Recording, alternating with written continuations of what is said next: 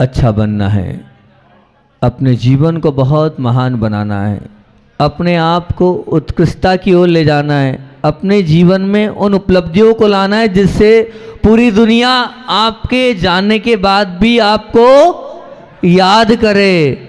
और जिनके साथ हम रह रहे हैं उनकी चर्चा अपन ने प्रारंभ करी थी, बेस्ट फैमिली।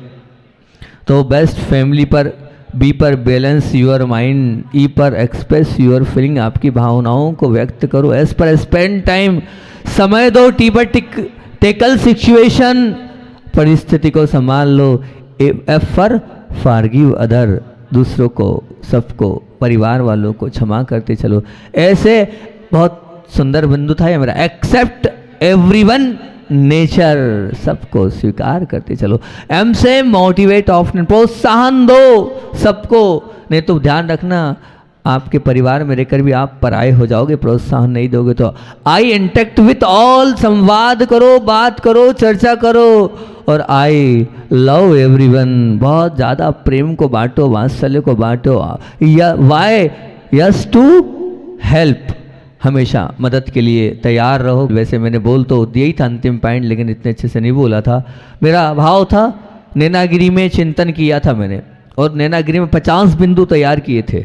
50 बिंदुओं को मैंने नैनागिरी के ने पे नैतिकता का मूल्यांकन करो, जो नैनागिरी की परिभाषा थी उसको मैं तो जहाँ जाता हूँ वहाँ की परिभाषा बोलता हूँ। ने पे मैंने क्या था, नैतिकता की का मूल्यांकन करो। ना से बोला था नाम के पीछे नहीं, आत्मा राम के पीछे भागो। और गी से बोला था गिला शिकवा दूर करो। और री से बोला था रियल जीवन जियो। ये नैनागिरी की परिभाषा थी। उसमें वहाँ भगवान के चरणों में बैठकर 50 बिंदु तैयार किए थे मैंने, कि माता पिता को नैतिकता का क्या कर्तव्य अपने बच्चों को सिखाना चाहिए, कि हम क्या कर रहे हैं। तो बहुत सारी बातें उस बीच में मैंने बोली थी। कुछ बातें रख दो, 50 बिंदु में तो बहुत समय लगेगा, लेकिन फिर भी विशेष हम बातें कर लें। एक बात ध्यान रखना, हम स्वयं ही सबसे पहली बात तो ये है, बच्चों को झूठ बोलना सिखाते हैं। सब करना, लेकिन ध्यान रखना अपने बच्चों से के सामने झूठ मत बोलना, और अपने बच्चों से झूठ मत बुलवाना। आप बहुत बार ऐसा होता है, फ़ोन पर बोल देते हो, बोल दो बेटा पापा नहीं है। ध्यान रखना ये छोटा सा बीज है, लेकिन ये छोटा सा बीज उस बच्चे के अंदर ये दिला देगा कि मुझे भी मेरा जीवन ऐसा ही जीना है। आप सबसे झूठ बोलो, पर यहाँ एक नियम लेके जाओ देव शास्त्र गुरु के सामने, हम अपने बच्चों के सामने झूठ नहीं बोलेंगे, और हम अपने बच्चों से झूठा व्यवहार कभी नहीं करेंगे। सच कह रहा हूँ, इतना कर लो। आप अपने बच्चों पर बहुत बड़ा उपकार कर लोगे अगर ये छोटा सा नियम ले लोगे। तो आप इतना सा नियम ले लो, बिल्कुल नहीं, रियल जीवन ही जिलाना है उनको, बिल्कुल सत्य वाला जीवन ही उनके साथ जीना है आपको, झूठा जीवन बिल्कुल नहीं जीना है उनके साथ। ये हो जाएगा। बिंदु एक एक करके नोट करते चलना। वास्तविकता में बेस्ट फैमिली में सबसे पहले बच्चे होते हैं, और उन बच्चों के साथ हम अच्छा, बच्चों के साथ क्या, ये बच्चे एक वो है, आप तो सबके साथ व्यवहार करना। तो सबसे पहला बिंदु है कि बच्चों से और बच्चों के सामने हमें झूठ बिल्कुल नहीं बोलना है। व्यापार में बोल लेना कोई बात नहीं, और दूसरे व्यवहारिक बात में बोल लेना। अपनी पत्नी से भी झूठ बोलने का मैंने छूट दे दी, पर बस बच्चों से मैं झूठ नहीं बोलूंगा, चाहे कुछ भी हो जाए। आपके बच्चे को ही विश्वास होना चाहिए आप पर, मेरे पिताजी मुझसे कभी झूठ नहीं बोलते। दुनिया से बोल लेंगे, पर कम से कम मेरे साथ तो उनका व्यवहार एकदम प्योरिटी वाला है, सच्चा व्यवहार है। ये विश्वास उस बच्चे के अंदर होना चाहिए कि नींद में भी उठाकर बोलो तो नहीं, मेरे पापा जो बोल रहे हैं बिल्कुल सही बोल रहे हैं। इतनी अच्छी छवि, इतना अच्छा अपना स्वयं का एक अस्तित्व अपने बच्चों के सामने आपको प्रस्तुत, एक आदर्श व्यक्तित्व आपको प्रस्तुत करना है कि मेरे पिताजी, मेरी माँ सच्ची है, तभी वो अच्छी बन पाएगी। अगर सच्ची नहीं है तो वो अच्छी ना बनी है और ना बन पाएगी, पहली बात। दूसरी बात, सब करना, खूब आशीर्वाद बीड़ी पीने का, सिगरेट पीने का, तंबाकू खाने का, पाउच खाने का, ड्रिंक करने का। क्या बात कर दी महाराज जी, उल्टी बात करो। क्या करूँ, आप लोग मेरी बात ही नहीं सुनते हो, छोड़ते भी नहीं हो। ऐसा नहीं, बहुत सारे लोग छोड़े।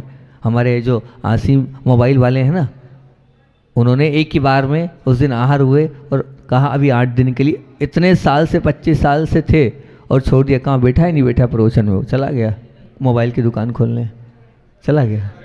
बैठा है बैठा है। नहीं, आप नहीं, अच्छा आपने तो और बड़ा त्याग किया है, आपने तो जीवन भर का त्याग किया है, आपने बड़ी चीज़ त्याग करी, उन्हें जो है पाउच का त्याग किया। तो मैं आपसे बोल रहा हूँ, नहीं ये भी नहीं है, उसका नाम भूल गया मैं, हाँ नहीं हाँ उसकी बात है कि, तो आपसे ये बोल रहा हूँ कि आप छोड़ोगे तो हो नहीं, पर मैं इतना सा आपसे आवेदन कर रहा हूँ, और कहो तो मैं निवेदन भी कर सकता हूँ, कोई बाधा नहीं है। चाहे श्री बोले निवेदन भी करना चाहिए, साधु को क्या दिक्कत है, निवेदन भी आपसे कर रहा हूँ और आवेदन भी आपसे कर रहा हूँ, खूब खाओ आशीर्वाद है, पर इतनी सी है आपसे आरजू कि कम से कम अपने बच्चों के सामने मत खाओ, बस उनके सामने तंबाकू मत, उनके सामने बीड़ी नहीं, उनके सामने सिगरेट नहीं। आप क्या कर रहे हो, अपने ही बच्चों को आप बिगाड़ रहे हो, बिल्कुल भी नहीं। आखिर क्या सीखेगा वो, क्या जानेगा वो, आप क्या आदर्श बन रहे हो बताओ। फिर बाद में आप कहोगे बच्चों मत खाओ, कहाँ से मानेगा, आप ही ने तो खिलाया है, आप ही ने तो सिखाया है, आप ही ने तो उसको शिक्षा दी है, और आप कह रहे हो नहीं सब करो, पर उनके साथ मत करो। वो नाजुक हैं, वो कोमल हैं, वो नन्हे हैं, वो संस्कार आपके माध्यम से पड़ जाएंगे, इसलिए सब करना है, इतना सही नियम ले लेना। देखो मैं कोई भी चीज़ छुड़वाता नहीं हूँ, आपको पता है, मैं ऐसा कोई वर्क, ऐसा हार्ड वर्क कराते ही नहीं हूँ कि आपको नहीं हो, मैं तो पूरी छूट दे रहा हूँ, दोनों हाथ से आशीर्वाद दे रहा हूँ। खाओ, खूब खाओ। ऋतु भैया खाते हो ना, नहीं खाते, अरे खाते हो यार, ऐसा झूठ मत बोलो, पर कम से कम हमारे केतन के सामने मत खाना, हमारी वो बालिक भाई बहन क्या नाम है उसका, देवना के सामने मत खाना। इतना सा नियम ले लो ना, इतना सा नियम, उनके सामने नहीं खाऊंगा, इतनी सी बात बोल दो आज। गुरु चरणों में ये नियम लिया महाराज जी, इतना डर मेरे अंदर रहेगा, इतना भय मेरे अंदर रहेगा कि मैं कम से कम अपने बच्चों के सामने इतना पाप नहीं करूंगा। ये पाप का त्याग, ये पाप तो है, इतना नियम ले लो। अरे माता पिताओं कि हम अपने बच्चों के सामने ऐसा दुर्व्यवहार नहीं करेंगे, उनको गलत शिक्षा नहीं देंगे, उनको जो है नरक में नहीं ढकेलेंगे, इतना नहीं कर सकते? बोलो तो सही, कर सकते हो नहीं कर सकते हो? बस इतना ही कर लो, बहुत अच्छा है, मेरे पे उपकार हो जाएगा आपका। शरद भी बेटा किते है,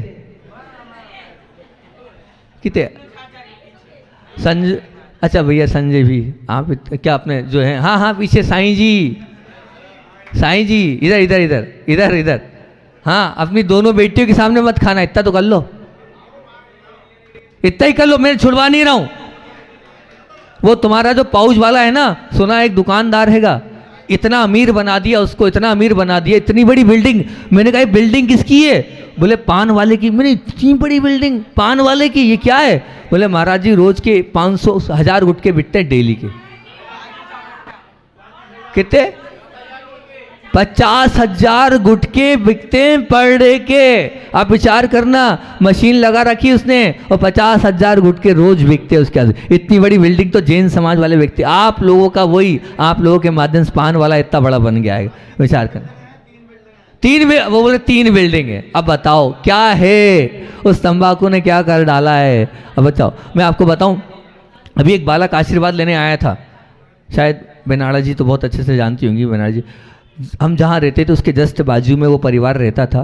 मैंने उनको बहुत समझाया, सच कह रहा हूँ, मैंने अंतिम बार उनसे बोला, क्या बोला मैंने कि मैंने कहा आप मान जाओ मेरी बात, तो क्या पता क्या मेरी वाणी ऐसी हैगी। मैंने कहा देखो कोई भरोसा है, अगर कैंसर हो गया तो क्या कर लोगे, छोटे छोटे बच्चों को क्या होगा?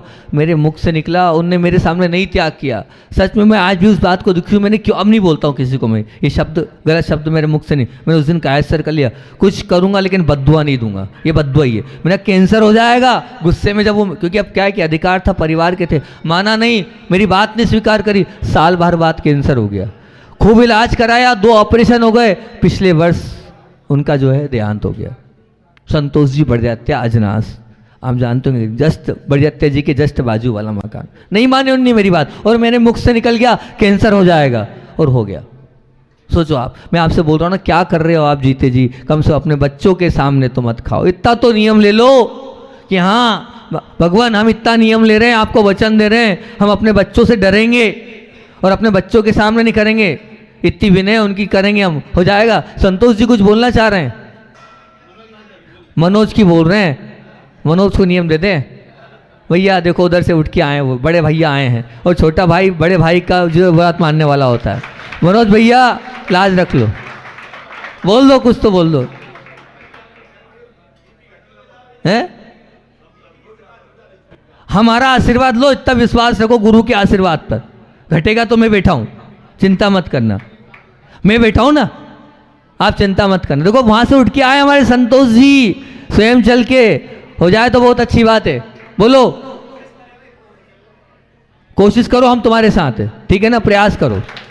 और अगर मैं आपको बता रहा हूं, मैंने बहुत अच्छा गुटखा तैयार किया है, बहुत सुंदर गुटखा तैयार किया है, ठीक है ना। तो लोगों ने हमारा नाम डाल दिया था वहाँ पर, बासा वालों ने उस पर नाम डाल दिया हमारा उस गुटखे पर। बहुत सुंदर गुटखा तैयार किया है, 7-8 चीज़ें मिलती हैगी वहाँ पर। बहुत सारे बच्चों ने वो ली थी, जब इच्छा होती वो ले लेते हैं, एकदम नॉर्मल लेना। वो गुटखा खाने की छूट, और बच्चों को भी खिला सकते हो आप, लो बेटा खाओ, वो ऐसा गुटखा आएगा। मैं आप चाहोगे तो उसको दिया बालक को, आसी मोबाइल वाले बालक को दिया हमने वो गुटखे का फार्मूला। आप कहोगे तो हमारी तरफ से गिफ्ट, मतलब हम नहीं करेंगे, उनसे बोल देंगे आपको गिफ्ट कर देंगे। तो कम से कम बहुत अच्छा हो जाएगा कि अगर हम इतना सा कर लेंगे, ये बात अगर हो जाएगी तो बहुत अच्छा। तीसरी बात, बच्चों के खूब छूट, पर बच्चों के सामने गाली मत देना।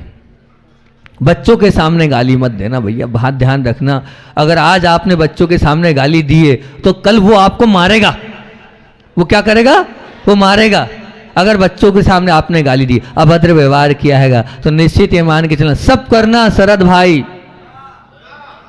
पर बच्चों के सामने अपशब्द मत सुखाना, उनका जीवन अव्यवहारिक मत करना, उनको पापी मत बनाना। ध्यान रखना, सब कुछ आपको लगता चला जाएगा, फिर मेरे शब्द ऐसे लग जाते हैं, क्या करूं। ध्यान रखना, अगर दोगे गाली तो मारेगा वो आपको बाद में। उनके सामने गाली दोगे तो फिर वो जूते भी मारेगा, चप्पल भी मारेगा, हो सकता है वो बाजार में खड़ा करके आपकी इज्जत भी उतारेगा, अगर आपने बच्चों के सामने गाली दी तो। मैं तो स्पष्ट कह रहा हूं, सब करना लेकिन डरना, मैं मेरे बच्चों के सामने कभी भी गाली नहीं दूंगा, चाहे जो हो जाए, कुछ भी हो जाए, संभाल के रखूंगा, व्यवहारिक रखूंगा। भैया आप उनके सामने जी करके बात करोगे, आप करके बात करोगे। उस दिन पूरा प्रवचन था मेरा काय पे, जी पर, कि कैसा बोलना है, हम तो क्या अच्छा जी, तो जी करके आप करके बात करोगे तो वो आपके सामने जी और आप करके बात करेगा, मान जाना भैया। इसलिए ये बात ध्यान रखना, हम सब करेंगे लेकिन अपने बच्चों के सामने गाली नहीं देंगे, नहीं देंगे, बिल्कुल भी नहीं देंगे। एक एक नियम लेते जाना। ये बेस्ट फैमिली के आपको नुस्खे बता रहा हूं। अगर बेस्ट परिवार बनाना, अच्छा परिवार बनाना है तो हम बच्चों के सामने गाली नहीं देंगे, ये बिल्कुल निश्चित मान के चलना। दूसरा, कम से कम मर्यादा बना के रखो। अगर इतनी मर्यादा आप नहीं बनाओगे तो सब कुछ समाप्त हो जाएगा, इतनी विहीनता नहीं आनी चाहिए। तो इतना नियम ले लो कि हम कम से कम अपने बच्चों के सामने इस प्रकार के गलत दृश्य आएंगे, या तो टीवी ऑफ हो जाए, या वो कार्यक्रम ना देखे, या उठ के बाहर हो जाओ। खुली बात, मैं जी ऐसा नहीं है, लेकिन समझो बात को। आप क्या कर रहे हो, आप अपने बच्चों के सामने विचार तो करो। आप स्वयं उनको सिखा रहे हो, आप स्वयं उनको बता रहे हो, फिर वो गलत जाएंगे तो होगा क्या। इसलिए इतना, कितना भी आप आगे बढ़ जाओ, कितनी भी आपके जीवन में आधुनिकता आ जाए, पर इतना नियम ले लो कि अपने बच्चों के सामने 3 काल में भी वासनापूर्ण गलत दृश्यों को ना देखेंगे और ना ही किसी प्रकार से करेंगे। 5वीं बात बहुत जरूरी है, वो ये माता पिता जितने ध्यान कान खोलकर सुन लेना। आज बच्चियां क्यों भाग रही है, आज बच्चे क्यों भटक रहे, उसमें सबसे ज्यादा माता पिता का दोष है। क्यों दोष है? क्योंकि बच्चों के ऐसे कपड़े फैशन की मांग के कारण आप पहना रहे हो, वहां पर तन ढकता नहीं है, तन दिखता है। ऐसे कपड़े आप पहना रहे हो, निश्चित रूप से मान के चलना ये कल्चर बन चुका है कि आप तन ढकने की जगह तन दिखाने वाले बस नहीं, बिल्कुल नहीं, ये नहीं होना चाहिए। आप अपने आप को सुधारो, अपने आप को अपडेट करो। पता है मैं हमेशा बोलता हूँ, एक छोटी सी बालिका थी, बीना 12 में था क्या बेनाड़ा जी, छोटी सी बालिका।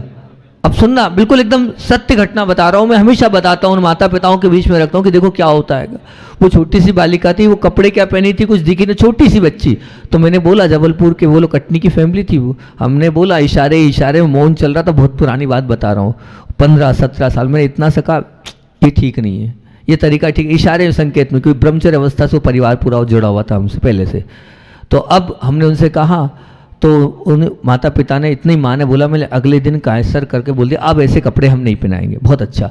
अगले दिन वो छोटी सी बालिका बोलती है कि मम्मी मुझे ये कपड़े नहीं, इसमें गर्मी लगती, मुझे वैसे ही कपड़े पहनना है। मैंने कहा देख, और हमने उनसे कहा था यार बाद में मानेगी नहीं, नहीं नहीं मेरी बहुत बात मानी, मैंने देख लो अभी 4 या 5-6 साल की होगी ज़्यादा से ज़्यादा, वो तुम्हारी बात अभी नहीं मान रही। बोले नहीं अब उसमें मुझे कंफर्ट नहीं लगता है, ये कंफर्ट नहीं है, वो शब्द मुझे आज भी याद है उस बच्ची के, नहीं महाराज जी कंफर्ट नहीं लगता है, वो छोटी सी बच्ची बोली कंफर्ट नहीं लगता। सोचना विचार करना, अब अभी से आप ऐसे कपड़े पहनाओगे, आगे जाके वो कैसे कपड़े पहनेगी, और फिर क्या वस्तु स्थिति और क्या परिस्थिति बनेगी। और फिर वो माँ क्या बोलती है, महाराज जी आजकल फैशन के हिसाब से चलना पड़ता है, और फिर दुकानों पर कपड़े मिलते ही नहीं है, वैसे कपड़े मिलते ही नहीं है तो हम कहाँ से लाएं, तो हमें दुनिया के साथ चलना है महाराज जी, अब दुनिया के साथ चलना है, उनके साथ रहना है, तो उनके जैसे ही हमें रहना पड़ेगा। ध्यान रखना बिल्कुल भी नहीं, ऐसा बिल्कुल नहीं होना चाहिए आपके साथ। कल 3-4 दिन पहले एक बालिका आई थी, चुन्नी नहीं थी, हालांकि मुझे नहीं, पहली बार मैं ऐसा हालांकि देखता भी नहीं हूँ और बोलता भी नहीं हूँ, पर एकाएक जो दृश्य दिखा तो मैंने उससे कहा ये क्या है, कम से कम चुन्नी तो ढको तुम, इतनी बड़ी हो गई हो, 20-22 साल की हो गई, गलत तरीका है ये, आप समझो बात को, आप अभद्र व्यवहार हो रहा है आपका, ये इस प्रकार से आप अपनी चर्या को बना रहे हो। तो ध्यान रखना, अपनी बेटी पर आपका पूरा अधिकार है, आप बिना चुन्नी से उसको बाहर मत जान दो, समझो बात को।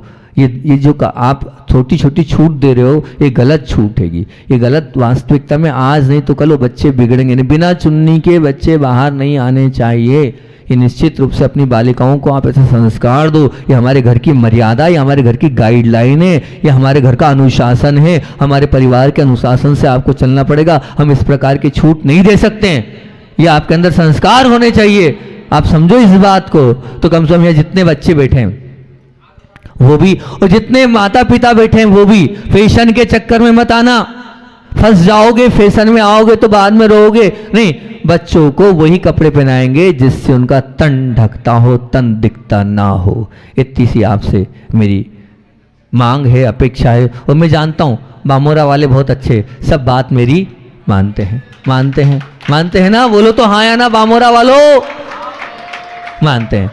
और ऐसा नहीं है, बहुत सारे बाहर के लोग भी सुन रहे हैं, तो वो सब लोग बोलेंगे कि क्या महाराज जी हम नहीं, सभी लोग मानते हैं मेरी बात को, ये तो मैं मानता हूँ, बहुत अच्छी बात है, गुरु जी का आशीर्वाद ही ऐसा है कि सब अपने आप मानते चले जाते। मेरा कुछ नहीं, सब कुछ गुरुदेव का, मैं अपने में अभिमान नहीं कर रहा हूँ, ना ही कुछ मांग है, मान है मेरा, पर गुरु की कृपा है, वो बरस रही है, अपने आप सब होता चला जा रहा है। दूसरी बात, एक बात और ध्यान रखना, इतना सा ध्यान रखना बहुत ज़रूरी है, वो बहुत ज़रूरी ये है कि आप विनय, एक बहुत बड़ा गुण है, और विनय आप करना है, पर किसकी, आप किसी की विनय करो चाहे मत करो, पर अपने बच्चों के सामने कम से कम अपने माता पिता की सदैव विनय करना है, आप ध्यान रखना अपने माता पिता की, क्योंकि अगर आप अपने बच्चों के सामने विनय से अगर प्रस्तुत नहीं हुए तो वो क्या सीखेगा बताओ।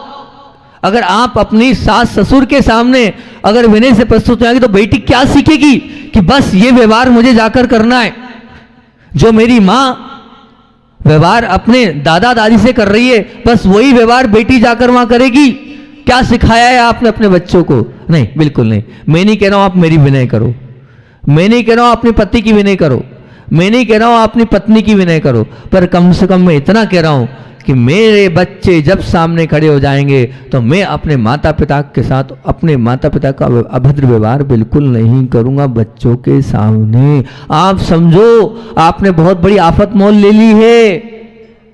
क्यों? उसका पूरा जीवन बनाना भी आपके हाथ में है, बिगाड़ना भी आपके हाथ में है। आप जो करोगे वो सीखेगा। आपकी प्रत्येक क्रिया आपके बच्चों के लिए संस्कार है। आप संस्कार और कोई नहीं देने वाला है, आप ही स्वयं संस्कार देने वाले हैं। इसलिए कम से कम इतना करो कि मैं मेरे माता पिता को, कम से कम मैं मेरे घर के बड़े सदस्य को कम से कम अपने बच्चों के सामने तो गाली नहीं दूंगा, अपने बच्चों के सामने तो अभद्र व्यवहार नहीं करूंगा, अपने बच्चों के सामने अभिनय वाला व्यवहार बिल्कुल भी नहीं करूंगा। ये निश्चित मान के चलना। और बोले आपको पूरी बात बच्चों के सामने और बच्चों को संस्कारवान बनाने की चल रही है, तो अगली बात यह है, बहुत ही महत्वपूर्ण बात, आप खूब झगड़ा करो। झगड़ा करने के लिए मना नहीं, होना भी चाहिए, झगड़ा नहीं होगा तो प्रेम बढ़ता भी नहीं, आपस में होना चाहिए झगड़ा, लेकिन ऐसा भी झगड़ा नहीं हो कि आपके झगड़े से वो बच्चा हैरान हो जाए और परेशान हो जाए, वो बच्चा आपके झगड़ों को सुलझाए। मैं पारोला में था, पंचकल्याण करने पारोला गया था। पारोला में एक बच्चा आया, उसकी उम्र होगी 12-13 वर्ष, वो बच्चा बोलता है कब तक मैं मेरे माता पिता के झगड़ों को सुलझाऊं, मुझे समझ में नहीं आता, मैं एक को समझाता हूँ वो दूसरा रूठ जाता है, दूसरे को करता हूँ इधर रूठ जाता है, मैं कब तक मैनेज करूं? बताओ महाराज जी, मेरी उम्र पढ़ने लिखने की कि झगड़ा सुलझाने की है? वो छोटा सा बच्चा मुझसे प्रश्न करता है कि महाराज जी मुझे बताओ कि मेरी उम्र एडजस्टमेंट करने की है कि पढ़ने लिखने की है, मैं क्या सीखूं मेरे माता पिता से, बताओ। अब वो क्या सीख रहा है आपसे? बताना। आप लड़ाई झगड़ा भी कर रहे हो तो अपने बच्चे के सामने कर रहे हो, तो क्या वो, आप बताओ ना, वो उस लड़ाई झगड़े को देखकर क्या अपने आप को मानेगा कि मेरा जीवन बहुत प्रसन्नता वाला है, मेरा जीवन बहुत अच्छा है, मेरे जीवन में खुशियां हैं, मेरे जीवन में शांति का अनुभव? नहीं, बिल्कुल नहीं। कि मन में गठान बन जाए आपके प्रति कि आप उनको ज़्यादा देते हो और मुझको कम देते हो। इस बात को अंदर गांठ बांध करके रख लेना कि हम सब करेंगे महाराज जी, लेकिन अपने बच्चों के साथ एक जैसा व्यवहार करेंगे। मैं अपने जीवन की रियल घटना सुना रहा हूँ, बहुत अच्छी घटना, सीखना है आपको, समझना है आपको, बहुत अच्छे से उसको रहना है। क्योंकि जब मैं संघ में प्रवेश किया तो संघ में जब मैंने प्रवेश किया तो एक बहुत महाराज से जुड़ा हुआ था, मैं नाम आज तक नहीं जान पाया, दुनिया नहीं जान पाई कि मेरे आइडियल कौन है, मेरे आइडियल कौन है, ये आज तक कोई नहीं जान पाया है। गुरुदेव तो थे, हैं और रहेंगे, लेकिन गुरुदेव तक पहुंचाने वाले कौन थे ये कोई नहीं जान पाया। गुरुदेव तो रग रग में बसे, रोम रोम में बसे, लेकिन वहां तक पहुंचाया किसने ये कोई नहीं जान पाएगा। पहले दिन था, पहले दिन ही बुला के महाराज ने एक ही बात बोली, बोले देख भैया, तू चाहता है अगर सबका चहेता, तू चाहता है सबका वात्सल्य ले लेना, और तू चाहता है कि मैं सबका आंख का तारा बनूं, सब मेरा नाम ले, तो एक ही बात ध्यान रख, तुझे मेरे पास तो आना नहीं है, तुझे सबके पास जाना है, सबके पास वैयावृत्ति के लिए जाना है, सबके पास अर्घ चढ़ाने जाना है। जैसे हमारे बीच में बेनाला जी बैठी, हर साधु के पास जाते, हर साधु को अर्घ चढ़ाते, हर साधु इतना, हम इतने अच्छे नहीं हैं लेकिन खूब तारीफ करेगी। मैं जानता हूँ मेरी हकीकत क्या है, मैं जानता हूँ मेरी हकीकत क्या है, लेकिन इतनी प्रशंसा कर देगी, इतनी प्रशंसा कर देगी। बस यही कार्य उन्होंने मुझे सिखाया, हर साधु के पास जाना है, हर साधु की प्रशंसा करना है, हर एक को अर्घ चढ़ाना है। तो हमने दो महाराजों ने, मतलब दो ब्रह्मचारियों ने नियम लिया। एक थे धवल सागर जी, जो विनोद भैया थे, वो हमारे साथी थे, जो अभी वीर सागर जी के संग में विशाल साई साथ, वो और मैं, हम रोज शांति विधान करते थे, प्रत्येक साधु के पास जाते थे, अर्घ चढ़ाते थे। अर्घ चढ़ाने के बाद वास्तु स्थिति ये होती थी, दरवाजा बंद होता था, बाहर से चढ़ाते थे, ये नियम था हमारा। अब फिर आपको बता रहा हूँ दूसरी बात, अगर मान लो अंतराय है, उपास है, सबके पास जाते, अंतराय उपास वालों का ऐसा संस्कार था, जाते ही थे। अब मान लीजिए एक बार गए, दो बार गए, तीन बार गए, चार बार गए, पांचवी बार में महाराज बोला भैया आजा आजा, तू आजा यार, 4 बार तो तेरे को भगा दिया मैंने, करवानी नहीं है, लेकिन मेरा मान सम्मान रखने के लिए वो बुला लेते थे और वैयावर्ती कराते थे, क्योंकि तू इतनी बार आ गया, अब मेरे को भी बुरा लग रहा है। था ठीक है महाराज जी, आ गए वैयावर्ती। इसका फल बता रहा हूं मैं आपको, इसका क्या फल मैंने पाया, ये तो मैंने बीज बोए हैं। अपनी तारीफ या अहम वाली बात नहीं कर रहा हूं, अभिमान। जो संस्कार मुझे गुरु ने दिए तो मेरा कर्तव्य बनता वो संस्कार आपको भी दूं मैं और आपको भी शेयर करूं मैं, ठीक है ना। जब नेमावर में प्रथम बार पड़गहान के लिए शुद्ध भोजन बना तो ये स्थिति थी कि किसी भी महाराज की हिम्मत नहीं थी कि कोई क्रॉस कर जाए, कोई क्रॉस करके आगे से 50-50 शुद्ध भोजन लग रहे हैं, लेकिन उसके बाद क्रम से आहार हुए, कोई भी हिम्मत नहीं कोई निकल जाए। 4 महीने की वो मेहनत थी, 5 महीने की वो मेहनत थी, प्रतिदिन अर्घ चढ़ाया, प्रतिदिन वैयावर्ती करने दे, प्रतिदिन विनय करी, तो कोई भी जो है आगे से निकलने की किसी की हिम्मत ही नहीं हुई। ये आपको बता रहा हूं मैं, नहीं तो आप लगाओ 4-4 दिन जा रहा है खाली चौका और जरूर थोड़ी आ ही जाए। ये क्या प्रभाव, आपकी विनय का प्रभाव था, आप सबके पास गए उसका प्रभाव था, आपके अंदर जो है वो रहे, वो तो क्या है चलमल अगाड़ से वो तो होगा। सम्यक प्रकृति आपके उदय में है, आप सम्यक दृष्टि हो, आपके महाराज बनेंगे, आपकी माताजी बनेंगी, आपके स्पेशल बड़े बाबा रहेंगे, वो तो रहेंगे ही। कुछ भी कर लो, वो क्या कर्म का उदय कराएगा आपके साथ, वो जुड़ाव होगा, वो लगाव होगा, परंतु फिर भी वो प्रदर्शित मत करना, ढूंढ लो। खुला खुला बोल रहा हूं, मेरे आइडियल कौन थे कोई पता नहीं कर पाएगा। मैं रात के अंधेरे में मिलने जाता था, किसी को पता ही नहीं चलता था, और मैं मिल के आ जाता था और बातचीत करके जाता था, दुनिया के सामने नहीं जाता था। तो मैं आपसे यही बोल रहा हूँ, जैसे मुझे उन्होंने संस्कार दिए वैसे, और मैं इसीलिए मेरे साथ भी जितने हैं मैं खुला, उनके संस्कार किसी एक का ना था, ना हूँ, ना रहूँगा। लोगों की धारणा बन जाती कि 2 आजू बाजू में चल रहे महाराज जी उनके, बिल्कुल नहीं हूँ मैं उनका, निश्चित रखना, मैं तो पूरे बामोरा का हूँ। एक के साथ नाम मत जोड़ना मेरा, और एक के साथ नाम मत लगाना, नहीं तो ये समझना आपने महाराज को समझा ही नहीं है। ध्यान रखना, मेरे पास सबके लिए आशीर्वाद था, है और रहेगा।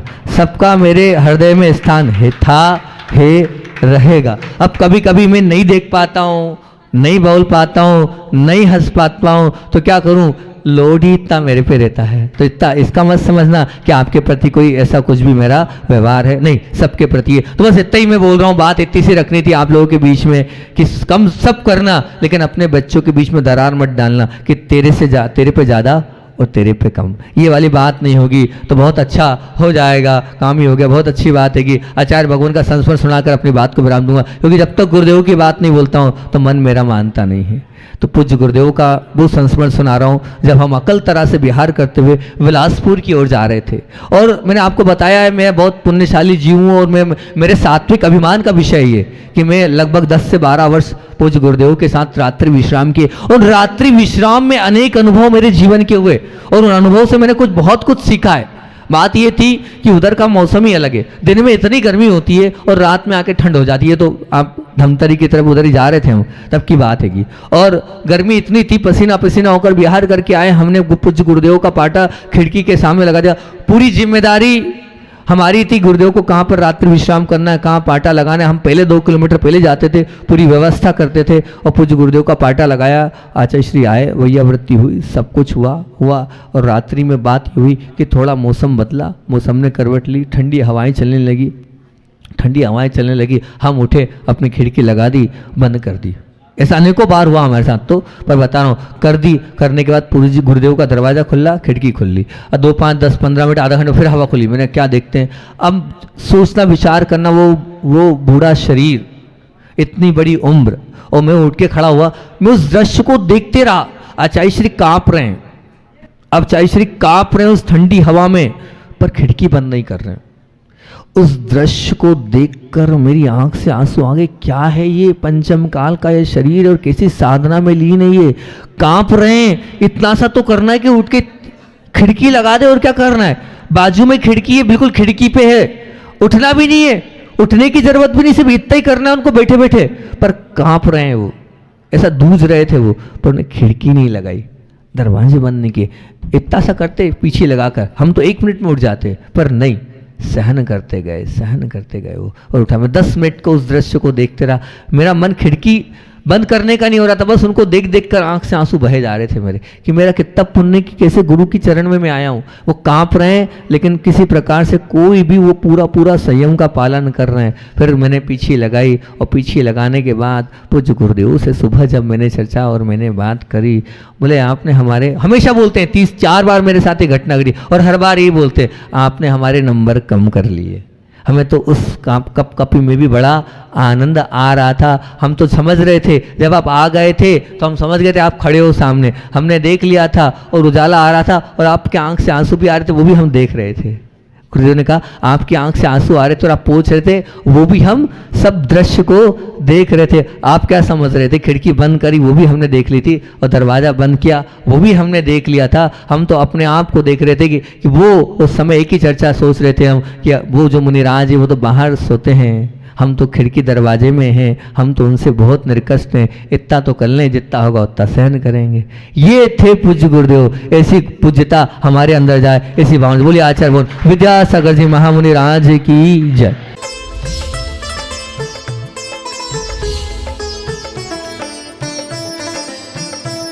उत्तराखंड